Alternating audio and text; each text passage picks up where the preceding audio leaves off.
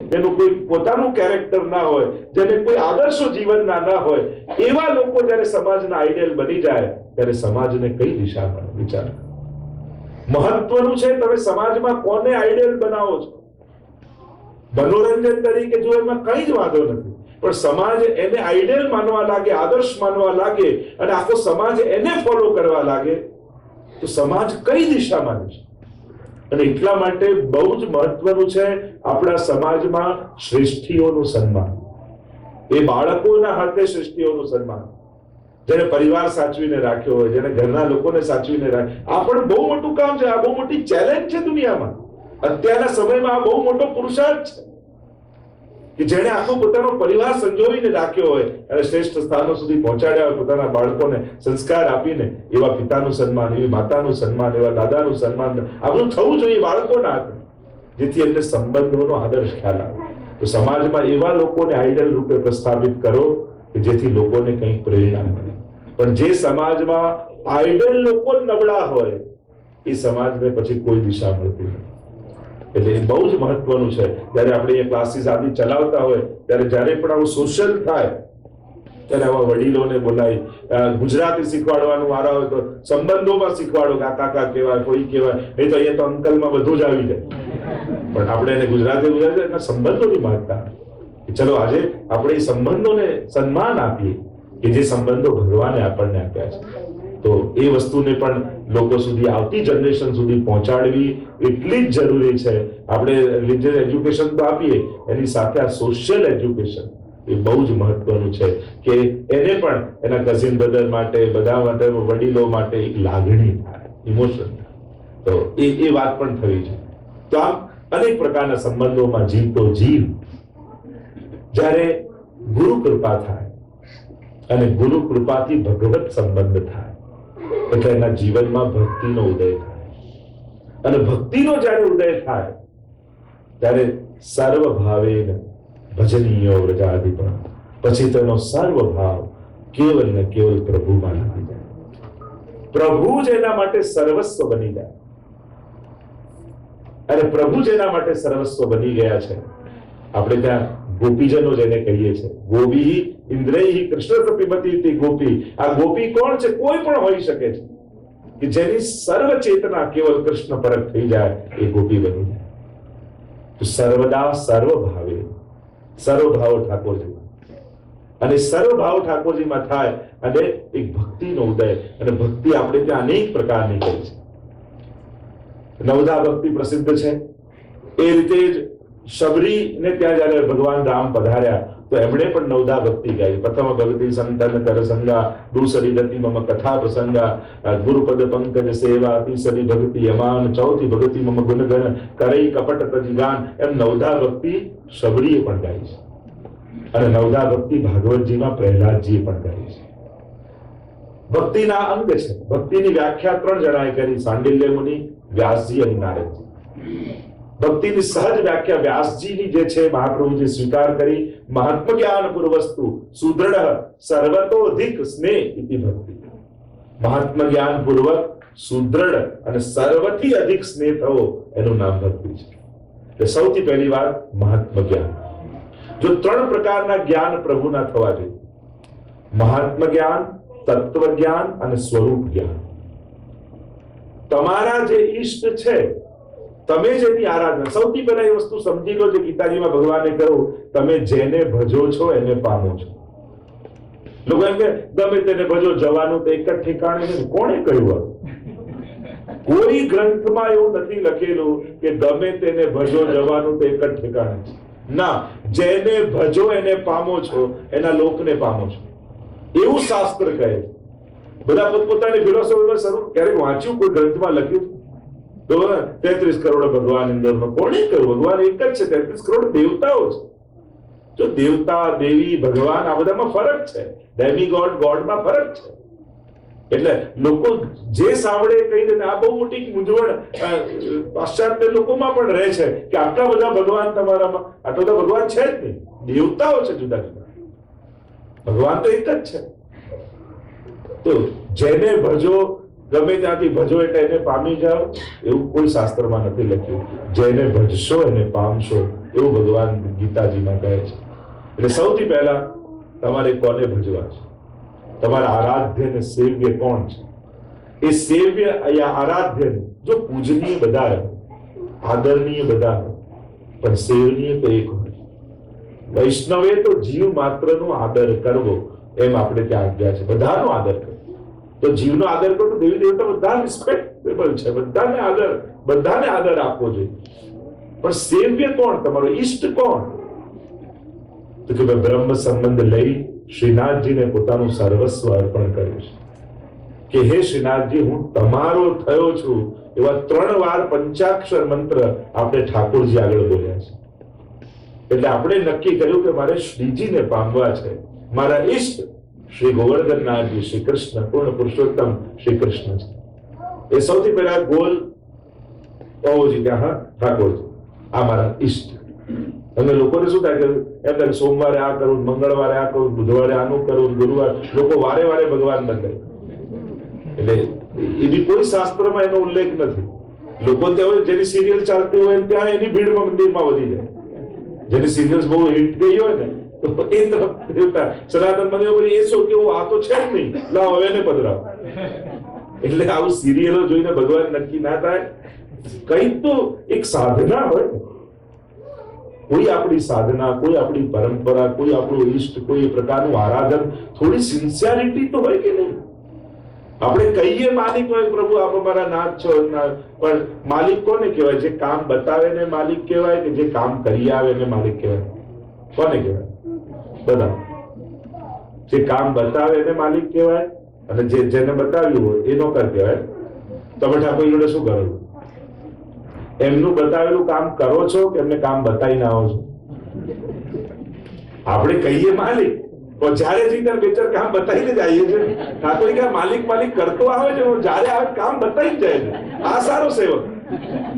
પ્રભુને એમ થાય કે આ સેવક સારો કે માલિક નાથ કરતો કરતો આવે એટલે મને થાય કે હમણાં કંઈક બતાવું આને, એટલે મને બે ઓર્ડર કરતો જાય. તો આપણે બોલીએ તો જુદું, કરીએ છે કંઈક જુદું. અને એટલા માટે સૌથી પહેલા એક સ્પષ્ટ, આપણને બધાને સ્પષ્ટ હોવું. અને એમાં એકને કોઈને ભજવા એમાં કંઈ ખોટું નથી. તમે કોઈનું અપમાન નથી કરી રહ્યા, તમે કોઈને મન દુઃખ નથી કરી રહ્યા. ઉલટાના બધા દેવી દેવતાઓ પ્રસન્ન થાય છે જ્યારે તમે પ્રભુને ભજો છો ને, ત્યારે બધા જ બહુ પ્રસન્ન થાય. અલૌકિક તત્વોનું લૌકિક મૂલ્યાંકન નહીં કરવું. આપણે બધું આપણી બુદ્ધિ જે લૌકિકમાં વાપરી છે ને એ જ અલૌકિકમાં. હવે આને ખોટું લાગી જશે, પેલાને ખોટું લાગી જશે, અને આ દિવસે આનું ના કર્યું તો એ નારાજ થઈ જશે. તો આવું ત્યાં દેવતાઓમાં નથી. પ્રભુને ભજો છો તો બધા દેવતાઓ પ્રસન્ન થાય છે. એટલે ક્યારે પણ આવું લૌકિક રીતે અર્થઘટન નહીં કરવું. પોતાની ખાલી નાની સમજથી અર્થઘટન નહીં. શાસ્ત્રોને જોવા. શાસ્ત્રોમાં એવું લખ્યું છે કે પ્રભુને ભજો તો દેવતાઓ નારાજ થાય? ના, દેવતાઓ તો પુષ્પ વર્ષા કરી જાય ઘરે આવીને. બધા આવીને ઘરે આવીને આશીર્વાદ આપી જાય કે તારા ઘરે ઠાકોરજી બિરાજે. એટલે પ્રસન્ન થાય. તો ઈષ્ટ. અને પછી એમનું 3 જ્ઞાન, મહાત્મ જ્ઞાન, તત્વ જ્ઞાન અને સ્વરૂપ જ્ઞાન. આ 3 જ્ઞાન થયું. મહાત્મ જ્ઞાન ઐશ્વર્ય, વીર્ય, શિષ્ય, જ્ઞાન, વૈરાગ્ય, ષડધર્મ પ્રમાણે કે એમના ષડધર્મો કેવા છે. તત્વ જ્ઞાન એ તત્વથી શું છે. અને ત્રીજું સ્વરૂપ જ્ઞાન. હવે કૃષ્ણ કાળા છે, પિતામહ, આ તો રૂપનું જ્ઞાન છે. સ્વરૂપનું જ્ઞાન છે એ સ્વરૂપથી શું છે. આ 3 જ્ઞાન થાય ને ત્યારે સુદૃઢતા હોય. મહાત્મ જ્ઞાન પૂર્વસ્તુ સુદૃઢ, પછી દ્રઢતા આવી. એમ થઈ જાય હવે આનાથી શ્રેષ્ઠ બીજું કોઈ નથી, આનાથી સર્વોપરી કોઈ નથી. હવે મારું મન આને છોડીને, કારણ કે મન જેની મહત્તા માને ને એની જ શરણે જાય. અને જો મહત્તા નથી માનતો તો એ ભટક્યા કરે છે. શ્રીજીને છોડી જ્યાં ત્યાં ભટકવાની ઈચ્છા થાય તો માનવું કે હજી મેં શ્રીજીની મહત્તા નથી માની. એને સર્વોપરી કરીને નથી જાણ્યા. જો તમે તમારા ઈષ્ટને સર્વોપરી કરીને ન જાણો ત્યાં સુધી તમારી ભક્તિ શરૂ જ નથી થતી. આપણે જો ઓપ્શન આનાથી નહીં થાય તો આમને કહી દઈશું. જો આવું જ્યાં સુધી છે ત્યાં સુધી ભક્તિ નહીં થાય. એ લૌકિક વ્યવહાર જેવું જ રહેશે. આપણને એવું થાય સોમવારે આનાથી ના થાય તો મંગળવારે કરી આવશે, મંગળવારે બુધવારે આમ નથી, છેલ્લે શનિવાર તો શનિદેવ કરી આવશે. છેલ્લે ક્યાંથી અને લોકો એવા મંદિરો ખુલવા લાગે, નાય થવા લાગે, બધું. પણ ક્યાં એની આરાધનાનો પ્રકાર, કોણે કરી એવી સેવા કે બધું જ પ્રવાહમાં ચાલતું જ જાય. થોડી આંખો ખોલી ગીતાજી ભાગવતી વાંચીએ, કઈ રીતે ભજાય, કોને ભજાય, કેવી રીતે ભક્તિ કરાય, કોનું આરાધન કરાય. આ ન જાણવાથી ને ખાલી કોઈ ને કઈ લોકોના પ્રભાવમાં આવી જવાથી આવી પ્રભાવિત થઈને ભક્તિ નહીં કરવી, સમજપૂર્વક ભક્તિ કરવી. તો મહાત્મ જ્ઞાન આવું મહાત્મ જ્ઞાન થાય ને પછી સુદૃઢતા આવે. અને સુદૃઢતા કેવી? પુષ્ટિ માર્ગમાં. અહીંયા મહાત્મ્યની ભક્તિ નથી કે તમે દયાળુ છો, કૃપાળુ છો એટલે આપને ભજું છું. અહીંયા તો ગોપીઓની ભક્તિ છે. આપ કઠોર બી થઈ જાઓ ને તો હું આપને પ્રેમ કરવાનું નહીં છું. આ વિરહથી તડપાવીને મારીએ નાખો ને તો અમે તો આપને પ્રેમ કરવાનું છોડવાના નથી. આ સ્વરૂપની ભક્તિ એ પુષ્ટિ ભક્તિ છે. કૃપાલુ દેખાય તો બધા નમે, પણ ભલે કઠોર થાય તોય આપણું ભક્તિ, આપણો પ્રેમ રંચક પણ ઓછો ન થાય ત્યારે માનજો કે આજે મને પ્રેમ થયો ઠાકોરજી. કારણ કે દયાળુ, કૃપાળુ ને ઉદાર દેખાય, મનોરથો પૂરા કરવા વાળા દેખાય તો બધાને પ્રેમ થાય. પણ આપણી તો ગોપીઓની ભક્તિ છે. હે પ્રભુ, આપ અમને છોડીને રડતા મૂકીને ચાલ્યા જાઓ, પણ અમે નહીં આવીએ મથુરા, પણ આપને પ્રેમ કરવાનું ઓછું નહીં થાય. પ્રતિક્ષણ વર્ધમાન, અમારા પ્રેમ તો રોજ રોજ बढ़ेगा. તો સુદૃઢ અને સર્વતો અધિક, સર્વ જેની પાછળ બધું જ છોડી શકાય એવો સર્વથી અધિક પ્રેમ જ્યારે જાગે ત્યારે માનવું કે હવે મારા જીવનમાં ભક્તિ આવી. આપણે ભક્તિ માર્ગીએ, આપણે તો ભક્તિ કરીએ, તો શું આ 3 સ્ટેપ તમારા જીવનમાં છે? તમને પ્રભુનું સ્વરૂપ જ્ઞાન, મહાત્મ જ્ઞાન, તત્વ જ્ઞાન થયું છે? શું દ્રઢતા ઠાકોરજીના ચરણોમાં છે? કદાચ જ્ઞાન નહીં હોય પણ દ્રઢતા હશે ને તો તરી જશે. હવે પ્રભુને એટલો ભરોસો કે આપના સિવાય મારું કોણ? અનન્યતા પણ માણસને તારી દે છે. ઘણી વાર જ્ઞાન વગર તરવું હોય તો અનન્યતાથી તરી જાય. પ્રભુને એટલો ભરોસો અપાવી દેવો, આપના સિવાય અમારું કોઈ નથી, બસ આપ કૃપા કરો તો અમે સ્વીકારીએ. અમે ક્યાંય ફાફા મારવા ન જઈએ, અમે તો આપનું શરણું લીધું છે. અમે જો બીજે હાથ ફેલાવીએ ને તો પ્રભુ આપનું નામ ખરાબ થાય. આવી અનન્યતા તો એ ભક્તિ સિદ્ધ થાય. તો સુદૃઢ સર્વતો અધિક, સર્વથી અધિક. જેમ ગોપીજનો બધું જ છોડીને સંતજ સર્વ વિષયાસ્તવ પાદમૂલમ, આપના ચરણ માટે બધું છોડીને આવ્યા છે.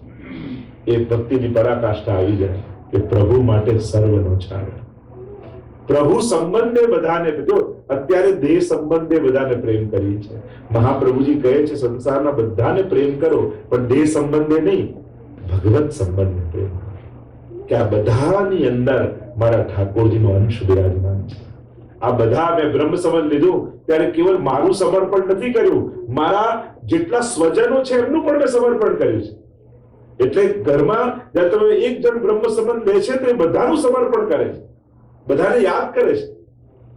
અને એટલા માટે આ બધાને મેં સમર્પિત કર્યા છે. આ બધા મારા ઠાકોરજીના છે. કારણ દેહ સંબંધે સંબંધ રાખશો તે લિમિટેશન રહેશે, એમાં રાગ દ્વેષ બધું જ નડશે. ભગવત સંબંધે પ્રેમ કરશો તો હંમેશા એ પ્રેમ બન્યો રહેશે. કારણ અમારા ભગવતી જનો છે, મારા ઠાકોરજીના જનો છે. એટલે તો વૈષ્ણવ પરિવારમાં આવ્યા છે, એમના પુણ્યો છે, એમની ભક્તિ છે કે વૈષ્ણવ પરિવારમાં એમનો જન્મ થયો છે. એટલે ભગવત સંબંધે પ્રેમ રાખો. જો સાચો હીરો હોય પણ પેકિંગ ખરાબ હોય એટલે તમે ફેંકી દો. તમને ખબર હોય કે આમાં સાચો હીરો છે, ખાલી એનું પેકિંગ બહુ ગંદુ ખરાબ કપડું બાંધ્યું છે, તે કપડા પર તમારું ધ્યાન રહે કે હીરા પર? હીરા પર. આપણે બધા સંસારમાં કપડાના પેકિંગ જોઈને બધાને ફેંકી દઈએ છીએ, પણ એની અંદર રહેલો ભગવદ અંશનો હીરો નથી જોતા.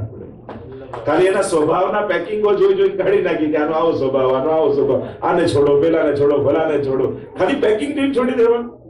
પણ સાચો હીરો અંદર પડ્યો છે નથી. આયે મેરે નંદ નંદન કે પ્યારે, માલા તિલક મનોહર બાનો, ત્રિભુવન. કોઈ ભગવતી જન મળે કેવો આનંદ થાય, કોઈ વૈષ્ણવ જન મળે તો કેવો આનંદ થાય. તો સર્વતો અધિક ને સર્વથી અધિક આવો પ્રેમ જાગે ત્યારે ભક્તિ થાય. અને નવધા ભક્તિ આપણે કહ્યું કે એ અડધો કલાકની સેવા કરવા તો 10 પ્રકારની ભક્તિ આવી. શ્રવણમ પહેલી ભક્તિ છે, શ્રવણ. ત્યાં હું કથામાં કહેતો હતો નારીને કે જ્યારે કથા સાંભળો તો એવી તત્પરતાથી સાંભળો કે મારા રૂવાડે રૂવાડે કાન ઉભી જાય. એવી લાલસા આવી. જ્યારે પ્રભુના ગુણગાન કરો તો એ રીતે કરો કે મારા રોમ રોમમાં જીવા થઈ જાય. અને દર્શન કરો ત્યારે એવી લાલસાથી, એવી લાલચથી દર્શન કરો પ્રભુના કે મારા રૂવાડે રૂવાડે આંખો લાગી જાય. આમ રોમ રોમથી એનું પાન થાય એવો પ્રયાસ એ ભક્તિ છે. કે પેલા શ્રવણ ભક્તિ, સાંભળો. શ્રવણમ કીર્તનમ વિષ્ણુ સ્મરણમ પાદ સેવનમ અર્ચનમ વંદનમ દાસ્યમ સખ્યમ આત્મનિવેદનમ. પહેલા શ્રવણ ભક્તિ. જો બાળક પણ જન્મ લે ને તો સૌથી પહેલા એને કાન આવે. એટલે જોતો આમ હતો તમારો ચૂટકી મારો ને તરત જોશે. પહેલા એને કાન આવે, પછી આંખો તરત ફેરવતો થાય. સૌથી પહેલા તમે જોજો બાળક જન્મ લે એટલે સાંભળતો થાય. અને જેટલું દૂરનું સાંભળતો માનવું કે એની ઇન્દ્રિયો વધારે પાવરફુલ થશે. કર્ણથી શરૂઆત. એટલે ઠાકોરજી પણ જયારે વેણુનાદ કરીને દાસમાં બોલાવ્યા એટલે કર્ણમાં ભગવાન આવ્યા વેણુ દ્વારા. અને પછી નજીક આવ્યા તો આંખોને મળ્યા. અને પછી તો રોમ રોમમાં પ્રભુ રાસમાં વ્યાપી ગયા. શરૂઆત કાનથી કરી. શ્રવણમ જીન હરી કથા સુની નહીં કાના કર્ણ રંદ્ર અહી ભવન સમાન. તુલસીદાસજી પણ કહે છે કે ભગવાને કાન આપ્યા. ભગવાને પૃથ્વી રાજાએ તો કહ્યું ને ત્યારે પ્રભુ પ્રસન્ન થયા ને માંગવાનું કહ્યું કે તું માંગ. તેમણે તેટલું માંગ્યું મતલબ રોમ રોમમાં મારે કર્ણેન્દ્રિય થઈ જાય. કારણ કે બે કાનથી આપણી કથામાં તૃપ્તિ નથી થતી. પણ રૂવાડે રૂવાડે જો હું પાન કરું, કારણ કે કાનથી તો સંભળાય અને કથાનું તો પાન થાય રોમ રોમ. એટલે આપણે જેને કથા રસપાન કહીએ છીએ. શ્રવણ મહોત્સવ નથી કહેતા, રસપાન મહોત્સવ કહીએ છીએ. કારણ કે જો ખાલી કાનનો ઉપયોગ હોય તો શ્રવણ ઉત્સવ થાય. પણ રોમ રોમથી પાન છે એટલે રસપાન. કથા રસપાન લખી છે એ રસનું પાન થાય. કર્ણેન્દ્રિય બહુ મહત્વનું છે. શ્રવણ, શું સાંભળવું અને શું નહીં, આટલો વિવેક આવી જાય તો ઘણા પાપથી બચી શકાય. ઘણા બધાથી બચી શકાય. ખાલી શું સાંભળવું ને શું નહીં. એક વ્યક્તિ નક્કી કે મારે ક્યારે કોઈની નિંદા નથી સાંભળવી. આટલાથી શરૂઆત કરી.